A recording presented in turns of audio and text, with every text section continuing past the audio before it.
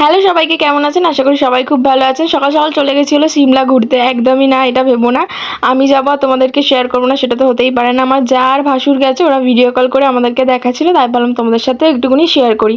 Sunday লাঞ্চটা তো খুব ভালোভাবে এনজয় করলাম। লাঞ্চে যদি থাকে ফ্রাইড রাইস আর চিকেন কষা, তাহলে আর কি চাই। এই ভদ্রলোক তেজের ঠেলায় নিচে শুয়ে আছে, কেন জানি না তেজ হয়েছে। প্রতি সপ্তাহের মতো এই সপ্তাহতেও চলে গেছি বাবুকে একটুখানি গাড়ি চড়ানোর জন্য। ও গেছিলো সিম্বাতে গেম খেলতে, বাট ওর পছন্দ হয়নি, উনি গাড়ি গেম খেলবে সেজন্য খেললেন না। তারপর দেখো একটু এই সিম্বার সামনে এসে এটা দেখে একটু মজা করলো। তারপর আমরা গেলাম হলো তিনজন মিলে ইয়াম সিটি একটু খাওয়া দাওয়া করতে বাবুর বায়নাতে। আজকে একটুখানি তাও ফাঁকা ছিল, অন্যদিন যা লেভেলের ভিড়। আর এখানে আমার ছেলে বিরক্ত হয়ে যাচ্ছে, খাবার আসছে না বলে। অ্যাট লাস্ট ওর পছন্দের সমস্ত খাবার ওর বাবা নিয়ে চলে এসছে।